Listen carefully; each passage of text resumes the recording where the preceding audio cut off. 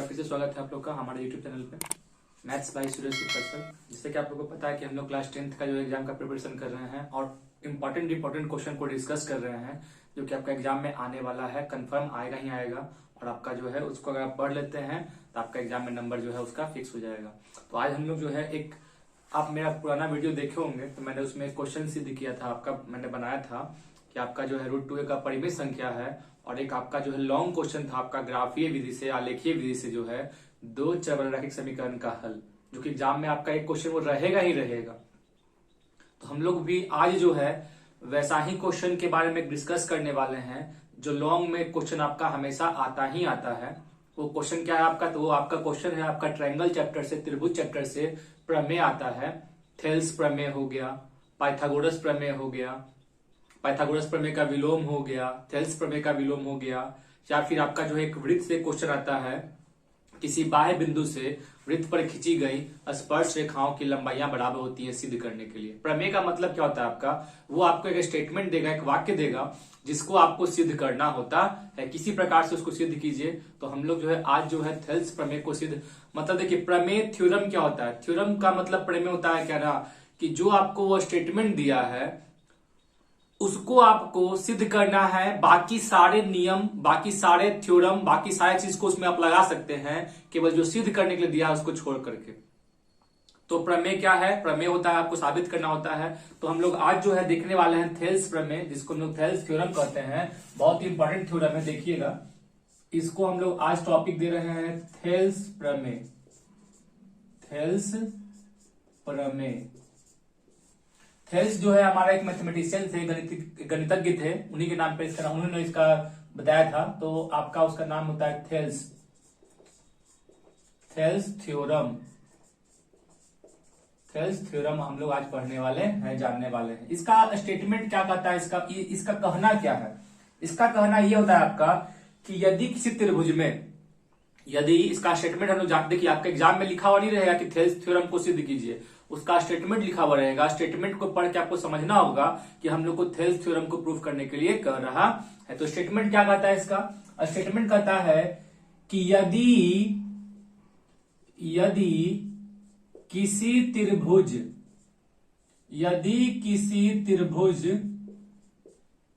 के एक भुजा के समानांतर, एक भुजा के समांतर खींची गई रेखा, एक भुजा के समानांतर खींची गई रेखा जो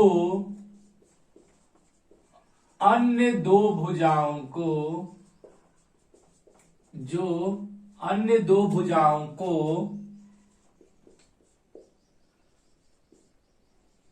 भिन्न बिंदु पर, यहाँ पे क्वेश्चन क्या मतलब, इसका स्टेटमेंट क्या कहता है, यदि किसी त्रिभुज के एक भुजा के समांतर खींची गई रेखा जो अन्य दो भुजाओं को भिन्न बिंदुओं पर काटती है, तो वे दो रेखाएं समानुपाती होती हैं, समान अनुपात में बढ़ती हैं। कहने का मतलब ये है कि समान अनुपात में बट जाती हैं। ये आपका इसका लैंग्वेज हो गया, हम लोग इसको, ये लैंग्वेज हो गया, हम लोग इसको मैथमेटिकली समझेंगे कि मैथमेटिकली ये क्या कह रहा है। मैंने कहा सिंपल सी भाषा में, किसी त्रिभुज में जानते हैं हम लोग 3 भुजा होता है।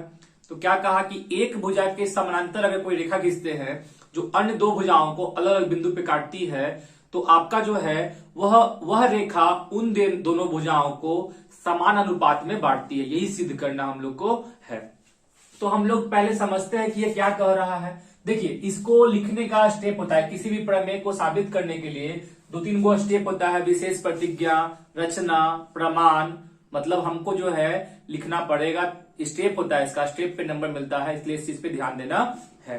तो सबसे पहले हम लोग इसको बनाते हैं, सॉल्यूशन करते हैं। देखिएगा स्टेप से हम लोग समझने वाले हैं इसको, कि मान लीजिए कि ये एक त्रिभुज है, अपने मन से आप इसका नाम दे सकते हैं। ये हो गया ए, ये हो गया बी और सी। हमको क्या कहा गया कि इसके एक भुजा के समानांतर एक रेखा खींची गई है। तो हम मान लेंगे बीसी के समानांतर एक रेखा जो है डीई खींची गई है।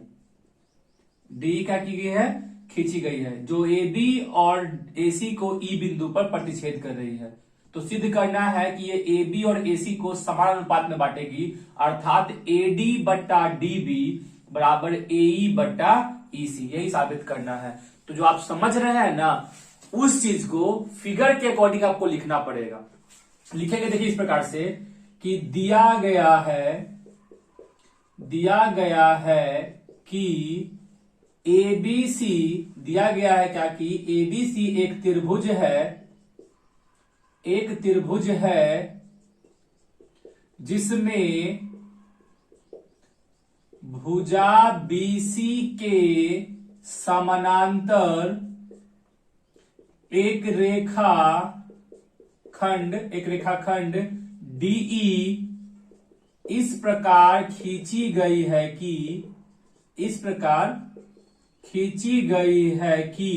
देखिए, हम जो कहा ना उसी को इसके फिगर के अकॉर्डिंग हम लिख रहे हैं कि ABC एक त्रिभुज है जिसमें BC भुजा के समांतर एक DE इस प्रकार से खींची गई है कि यह AB तथा AC को क्रमशः D तथा E बिंदु पर क्या कर रही है? प्रतिच्छेद कर रही है, काट रही है, प्रतिच्छेद करती है। मतलब जो कहा था हमको स्टेटमेंट, हम फिगर के अकॉर्डिंग यहां पे लिख दिए कि ABC एक त्रिभुज है जिसमें एक भुजा BC के समानांतर एक रेखा DE खींची गई है जो AB और AC को क्रमशः D और E बिंदु पर प्रतिच्छेद कर रही है। लिख दिए। अब क्या लिखना है इसमें से? तो सिद्ध करना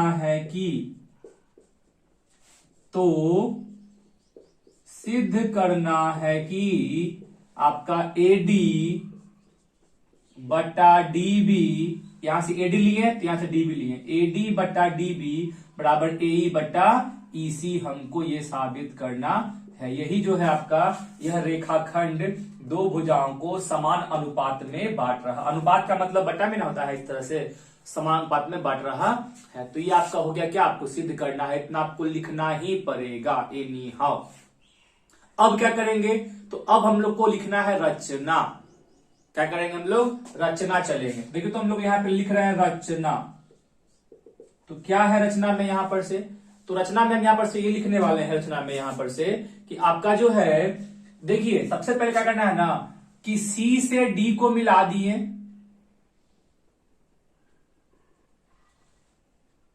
और B से E को मिला दिए क्रॉस। देखिएगा, C से D को और B से E को मिला दिया। आप इसको जो है ना इमेजिनरी लाइन नहीं, आप जो है इसको कंप्लीट लाइन से भी मिला सकते हैं, कोई दिक्कत नहीं है। हम मिला दिए। इसका एक जानते हैं बेस होता है। बेस मतलब कहने का मतलब है ना कि आप इस थ्योरम का बेस को पकड़ लीजिएगा ना तो आप आराम से इसको लिख सकते हैं, कोई दिक्कत नहीं। ठीक है, तो हमने क्या किया ना यहां पर से कि BE और CD को मिलाया। तो आप उसको लिखिए पहले रचना में कि B से E तथा D से C को मिलाया। रचना जो की यहां पर हम लिख लिए यहां पर से। पहले नीचे वाले ट्रायंगल दो को मतलब मिला दिए। इसके बाद जो ऊपर वाला ट्रायंगल आपको दिख रहा है ADE, उसमें D से AC पर परपेंडिकुलर ड्रॉ किया। देखिएगा यहां परपेंडिकुलर, और E से AB पर भी आपका एक परपेंडिकुलर यानी कि लंब ड्रॉ कर दिया गया। हम D से इस पे लिख दिए यहां पर DM और E से इसको लिख दिए हम लोग EN, यहां पर से बोल दिए। इतना कर दिए तो यहां पर लिखना पड़ेगा ना, साथ ही DM परपेंडिकुलर का साइन ऐसा होता है, लाइन देकर के आएगा नीचे वैसे कर दीजिए। DM परपेंडिकुलर AC एवं EN परपेंडिकुलर AB खींचा। ये हो गया मेरा रचना। अब हम रचना कर लिए। रचना करने का हम लोग को प्रमाण में चलना है। प्रमाण में ही हमारा लास्ट में जाके सिद्ध होता है, साबित होता है। तो प्रमाण को ध्यान से देखना है, समझना है कि क्या हम करने वाले हैं। देखिए हम लोग चलते हैं प्रमाण में, प्रूफ में। सुनिए क्या करना है। इसका बेस ये कहता है कि आपको ऊपर में एक ट्रायंगल ADE दिख रहा होगा, ADE त्रिभुज ADE। तो त्रिभुज किसी भी त्रिभुज का क्षेत्रफल क्या होता है? हाफ इंटू आधार गुना ऊंचाई। तो सर हम लोग जिसको आधार लेते हैं उसके सामने वाले शीर्ष बिंदु से उस पर डाला गया लंब जो होता है उसका ऊंचाई कहलाता है। तो हाफ गुना आधार गुना ऊंचाई, तो ये कंसेप्ट याद रखना है। और याद रखिएगा किसी अधिक कोण त्रिभुज का, अगर कोई अधिक कोण त्रिभुज है, ये अधिक कोण है आपका, तो इसका आधार ये है, तो इसका ऊंचाई जो होता है हमेशा कहां बनता है आपका, बाहर में आपका इसको बढ़ाने पर ये आपका इसका ऊंचाई होता है। यहां पर यही कंसेप्ट आपको काम करेगा। हम आपको यहाँ पे इसको प्रूफ करने का एक चीट कोड बताने वाले हैं। चीट कोड करने का मतलब ये है कि हमको एडी बटा डीबी बराबर एई बटा ईसी चाहिए, तब उसी के अकॉर्डिंग काम करना है। देखिए करना कुछ नहीं है, एक बार ऊपर वाला ट्रायंगल एडीई, उसमें एडी शामिल है, और एक बार हमको ऐसा ट्रायंगल त्रिभुज लेना है जिसमें बीडी शामिल हो, डीबी, तो डीबीई ये ट्रायंगल हम लोग ले लेंगे। देखो लिख रहे हैं हम यहां पर से कि त्रिभुज एडीई का क्षेत्रफल अब बटा त्रिभुज, देखो एडीई, एडी में एडी आ गया, हमको बीडी चाहिए था ना डीबी, तो देखो ये डीबीई का क्षेत्रफल, डीबीई इस ट्रायंगल का क्षेत्रफल हम लोग ले रहे हैं। देखो तो हाफ इंटू आधार क्या है मेरा एडी, क्यों एडी ले रहे हैं, क्योंकि हमको एडी चाहिए, यही चीट कोड है आपका, जो आपको चाहिए लिख लो, हाफ इंटू एडी लिख लिया गया। सर अगर आप एडी को आधार ले लिए, एडी को जब आप आधार ले लिए यहां पर से, तो ईएन क्या होगा, इसका लंब होगा, आधार ऊंचाई होगा, तो half into AD into EN बट्टा में हाफ इंटू डीबीई का आधार हम डीबी को ले लिए, जो हमको चाहिए वही एडी बट्टा डीबी आ गया। और आपका जो है ये एक तरह का जो है अधिक कोण त्रिभुज है, डीबीई एक ये अधिक कोण त्रिभुज है, तो इसका ऊंचाई कहां बनेगा आपका, बाहर में। आप रट लो ना इसको चुपचाप कि हमको ये सिद्ध करना है ना, तो हमको जो चाहिए एडी बटा डीबी वो लिख देना है, एडी का क्षेत्रफल और बीडी का क्षेत्रफल लिख देना है हमको यहां पर से। उसके बाद जो है जो चाहिए था हमको कि एडी बटा डीबी उसको रख लेना है, हाफ हाफ तो कट ही जाएगा, अब दोनों का ऊंचाई सेम रहेगा, ईएन ईएन में क्या तुम हो जाएगा, कट जाएगा। यानी कि यहां से क्या मिलने वाला है हम लोग को, यहां से ये मिलने वाला है कि त्रिभुज एडीई का क्षेत्रफल बटा त्रिभुज डीबीई का क्षेत्रफल बराबर हाफ हाफ कट गया, ईएन ईएन कट गया, तो एडी बटा डीबी। ये हो गया आपका समीकरण 1, इक्वेशन 1 आपका हो गया, ठीक है ना। तो हमने क्या किया कि एक बार एडीई और बीडीई लिया जो चाहिए था हमको उसके हिसाब से। जब हमको एई चाहिए तो देखिए तो एई भी तो एडीई में ही ना है, तो अगर फिर से जो है देखना, इसी चीज को याद रखना है, हम लोग फिर से हम क्या करेंगे, त्रिभुज एडीई का क्षेत्रफल, कौन सा त्रिभुज, ऊपर वाला एडीई का क्षेत्रफल अब बट्टा में, क्यों एडीई लिए, क्योंकि हमको एडीई में एई मिल जाएगा जो सिद्ध करना है, एई बटा ईसी। बट सोचते हैं कि अब ईसी कहां से मिलेगा, तो ईसी देखो तो इस साइड में यहां पर दिख रहा है, तो हम लिखेंगे क्या ना, ईसीडी का क्षेत्रफल लिखेंगे हम लोग, त्रिभुज ईसीडी का क्षेत्रफल। फिर से वही कंसेप्ट, हाफ इंटू, सर अगला बार हम एडी नहीं लेंगे, अगला बार आधार किसको लेंगे हम लोग, एई को लेंगे, तो अगला बार आधार एई को लेंगे, तो हाफ इंटू एई, जब आधार आपने एई को मान लिया तो इसका लंब कौन सा होगा, ऊंचाई कौन सा होगा, ये आपका होगा डीएम। यहां पर से जो है फिगर थोड़ा सा हो गया, इसको हम थोड़ा सही कर लेते हैं। देखिए यहां पर से जो है एक इसका लंब ये हो गया, एक इसका लंब, चलिए ये हो गया। तो हम ये बोल रहे हैं कि अगर आप लोग एई को आधार लेंगे तो इसका ऊंचाई क्या होगा आपका, डीएम। ये कंसेप्ट आपको याद रखना है सर, हाफ इंटू एई इंटू डीएम, और नीचे में क्या चाहिए था आपको, ईसी, तो देखो तो ईसीडी, एक त्रिभुज ये बना क्रॉस करने पर, एक त्रिभुज ये और एक त्रिभुज ये, तो अगला बार ईसी लिखेंगे तो हाफ इंटू ईसी, तो ईसी जब ले लेंगे आधार, तो ये भी तो एक अधिक कोण त्रिभुज है, तो इसका ऊंचाई क्या होगा, डीएम। दोनों केस में ऊंचाई सेम रहेगा, इसमें भी ईएन ईएन, इसमें भी डीएम डीएम सेम हो गया। एक बार ये वाला लंब, एक बार ये वाला लंब, इससे फायदा ये होगा हमको कि हाफ हाफ कट गया, डीएम डीएम कट गया, तो बचा क्या, त्रिभुज एडीई का क्षेत्रफल बटा त्रिभुज ईसीडी का क्षेत्रफल, ठीक है, त्रिभुज ईसीडी का क्षेत्रफल बराबर, देखो तो हम AE बट्टा EC लिख दें। अब कहिएगा सर हमको AD बट्टा DB तो मिल ही गया है, AE बट्टा EC भी यहां पर से मिल गया है, दोनों को बराबर कर देंगे तो मेरा काम तो हो जाएगा। सही बात है, मगर समझना आपको यहां पर यह चीज था कि दोनों को बराबर कब करेंगे, जब दोनों समीकरण का मेरा एलएचएस बराबर रहेगा तो ना आरएचएस भी बराबर आपका होगा। तो पहले यहां पर देखिए कि एलएचएस को बराबर कैसे कर सकते हैं। तो एलएचएस में यहां पर जो है ADE का क्षेत्रफल है और नीचे में क्या ऊपर में ADE, इसका भी ऊपर में ADE है, बट नीचे में आइएगा तो इसका नीचे में DBE दिया हुआ है और इसका नीचे में जो है ECD दिया हुआ है। तो हम सोच रहे हैं कि किसी प्रकार से DBE और ECD को बराबर कर दे तो मेरा एलएचएस क्या हो जाएगा, बराबर हो जाएगा। तो आइए यहां पर फिगर पे आइए, ये रहा आपका DBE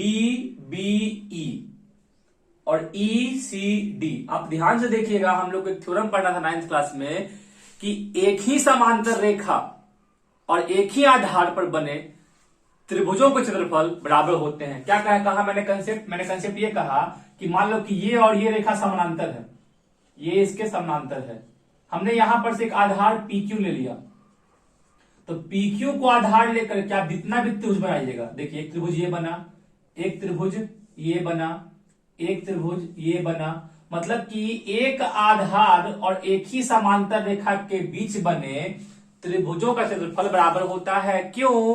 क्योंकि सर जानते हैं ना कि त्रिभुज का क्षेत्रफल क्या होता है, हाफ गुना आधार गुना ऊंचाई। आधार सबका बराबर हो गया, हमको ये भी पता है ना कि किसी भी समांतर रेखा के बीच का दूरी जो होता है, परपेंडिकुलर डिस्टेंस, हमेशा बराबर होता है, तो ऊंचाई भी सबका बराबर हो गया। क्षेत्रफल बराबर नहीं होगा, हाफ गुना आधार गुना ऊंचाई तो होने वाला है ही यहां पर से। तो उसी कंसेप्ट को यहां पे लगाएंगे। आप देखिए कि आपका DBE और ECD जो है एक ही समांतर रेखा और एक ही आधार DE पे बना हुआ त्रिभुज है, क्षेत्रफल क्या होगा, यानी कि ये वाला और ये वाला दोनों क्या होगा, बराबर होने वाला। लिखो यहां पे लिखना पड़ेंगे, लिखेंगे चूंकि त्रिभुज DBE का क्षेत्रफल यानी ये वाला बराबर है त्रिभुज ECD के क्षेत्रफल के। क्यों? तो बगल में यहां पे आप मेंशन कर दीजिए कि एक ही आधार एवं एक ही समांतर रेखा के बीच स्थित त्रिभुजों के क्षेत्रफल बराबर होते हैं। क्या होते हैं? बराबर होते हैं। अब सुनिएगा, हमने कहा कि ये और ये बराबर है, DBE और ECD क्या आपका बराबर है, तो क्यों ना हम ECD के बदले यहां पे क्या लिख देंगे, DBE लिख देते हैं ECD के बदले। देखिए लिखने वाले हम यहां पर से, आइएगा यही सब पॉइंट है जो कि याद रहेगा ना तो थेल्स थ्योरम आपका आराम से प्रूव हो जाएगा। तो फिर याद कर लीजिए, 5 नंबर का बात है आपका।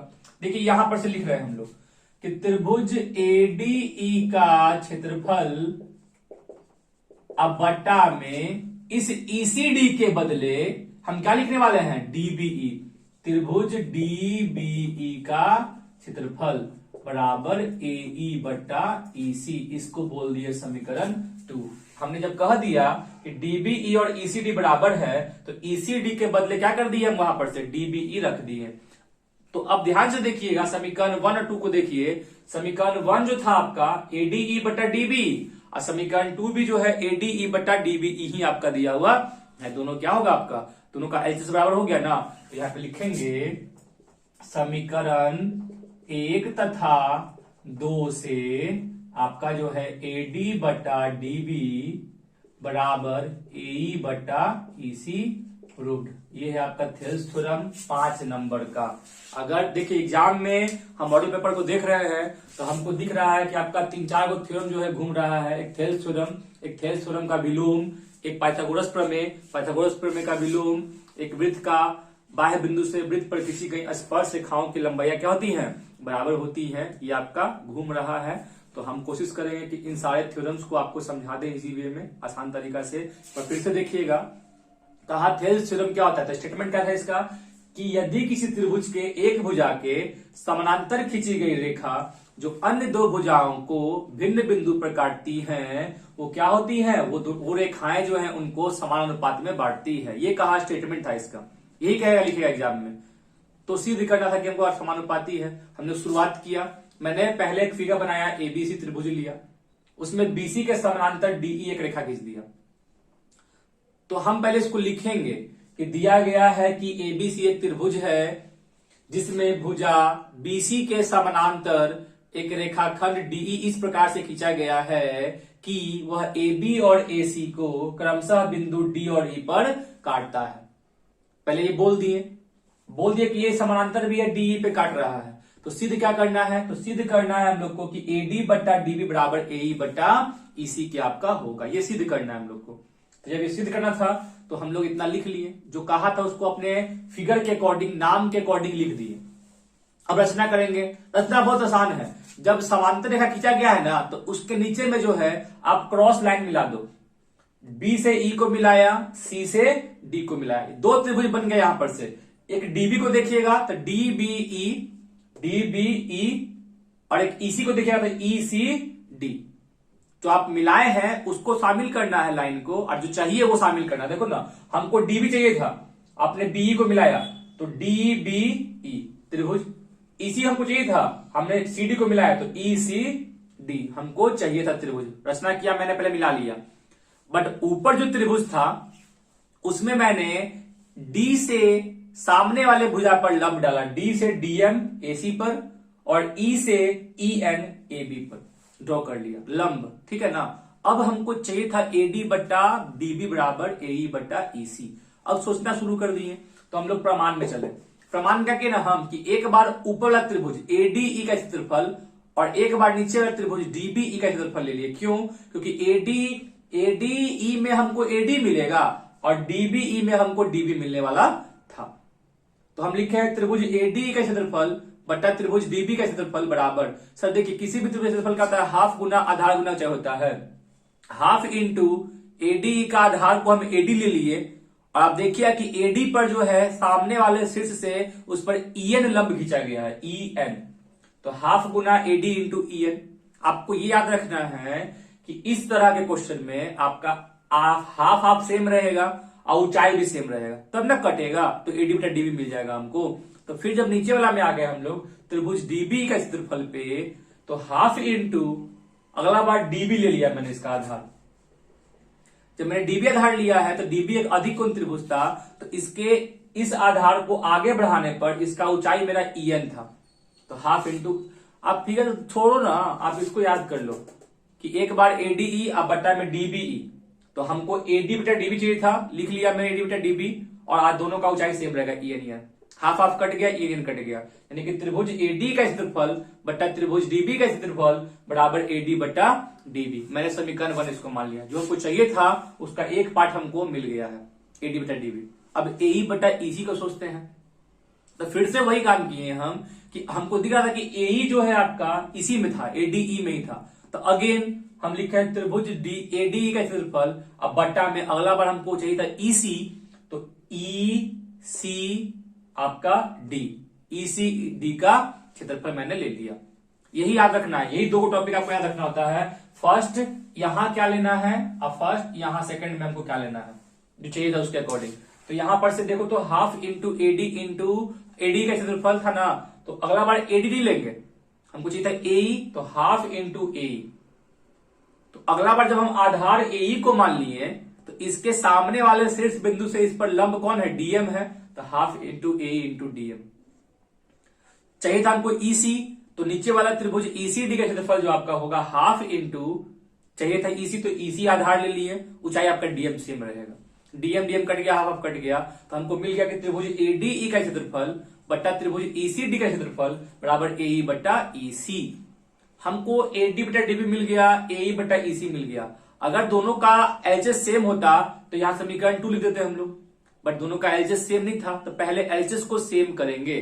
तो सेम करने के लिए क्या करेंगे, ऊपर में दोनों का तो सेम था, एडीई था, नीचे में सेम नहीं था, तो आप नीचे वाला को सेम कर दो, लिख दो कि त्रिभुज डीबीई का क्षेत्रफल जो होगा बराबर होगा त्रिभुज ईसीडी के। क्यों? तो क्योंकि एक ही आधार और एक ही समांतर रेखा के बीच बने त्रिभुजों का क्षेत्रफल क्या होता है, बराबर होता है। इसी स्टेटमेंट का फॉलो करके बस हम क्या कि जो लास्ट लाइन था मेरा ये वाला, त्रिभुज एडी का क्षेत्रफल बटा ईसीडी का, हम ईसीडी के बदले डीबीई लिख दिए वहां पे, क्योंकि बराबर था, और डीबीई लिख दिए तो यहाँ पर एई बटा एसी था ना, तो आप समीकरण 1 को देखिए, इसको समीकरण 2 मान लिए। समीकरण 1 और समीकरण 2 में दोनों का एलजेएस बराबर था, इसलिए आरजेएस भी क्या होगा, बराबर एडी बटा डीबी बराबर एई बटा एसी सिद्ध हो गया। ये है आपका थेल्स थ्योरम, जो कि बहुत इंपॉर्टेंट है, एग्जाम में आपका आ सकता है लॉन्ग वाले क्वेश्चन में। देखिए लॉन्ग क्वेश्चन में हमको केवल 4 क्वेश्चन टच करना है। अब 5 चौका 20 नंबर आपको वहां से मिलेगा, 20% ऑफ 100 मार्क्स, समझ लीजिएगा। तो यहां पर से एक तो एकदम एक क्लियर है आपका कि ग्राफीय विधि से हल आपका आएगा ही आएगा, आलेखीय विधि से आपका हल आने वाला ही आने वाला है, तो वो तो उसका मैंने वीडियो आपको बना के डाल दिया है। आपका सेकंड जो है थ्योरम आपका आएगा, तो थ्योरम में थेल्स आएगा चाहे पाइथागोरस आएगा, थेल्स पाइथागोरस या फिर उसका विलोम आएगा। तो हम कोशिश करेंगे कि आप लोग को जो है सारा थ्योरम जो है आपका कम से कम 4 थ्योरम जो है आपको हम बता दें। तो ये था आपका फर्स्ट थ्योरम, थेल्स थ्योरम, जिसको कि आपको क्या करना है, बिल्कुल याद कर लेना है, समझ लेना है, याद कीजिएगा, एग्जाम में फायदा करेगा। नहीं याद कीजिएगा तो आपको दिक्कत होने वाली है। तो ये था आपका थेल्स थ्योरम, जो कि आपको मैंने बता दिया है। आप लोग अपने फ्रेंड्स के साथ ये वीडियो जरूर शेयर कीजिएगा, जो भी 10th का एग्जाम देने वाले हैं उनसे शेयर कीजिएगा और बोलिएगा लाइक और सब्सक्राइब करने के लिए। हम अभी 10th का वीडियो डाल रहे हैं। 10th के एग्जाम के बाद हम जिस कंपटीशन का या फिर एग्जाम शुरू होगा आपका, चाहे वो एसएससी का हो, चाहे बैंक का, रेलवे, चाहे किसी भी चीज का हो, आर्मी का, किसी भी चीज का आपका हो, एग्जाम का डेट आएगा, हम उस एग्जाम के पॉइंट ऑफ उस एग्जाम पे फोकस करते हुए उसके लिए हम वीडियो डालेंगे, क्योंकि हम केवल 9th 10th नहीं पढ़ाएंगे सर, हम मेरा मेन है एम कंपटीशन वाले को पढ़ाने के लिए। तो अभी स्टार्टिंग है, इसलिए मैंने अभी 9th 10th के वीडियो से शुरुआत किया, क्योंकि अभी एग्जाम था। तो ऐसा नहीं सोचना है कि सर तो 9th 10th का पढ़ा रहे हैं तो हम क्यों सब्सक्राइब करें। अगर आप कोई भी कंपटीशन का तैयारी करते हैं तो कंपटीशन में मैथ आपका जरूर पूछेगा, तो हम उस मैथ्स को भी पढ़ाएंगे, इसलिए सब्सक्राइब कर लीजिए, आपको जरूर मेरा वीडियो जो है फायदा करेगा। हम लोग आसान से आसान ट्रिक सीखेंगे, जिससे हम लोग मैथ को बिल्कुल लंबा क्वेश्चन को हम लोग जो है एक लाइन में बनाने के लिए सीखेंगे, जो कि आपको हम बताएंगे। ठीक है, धन्यवाद।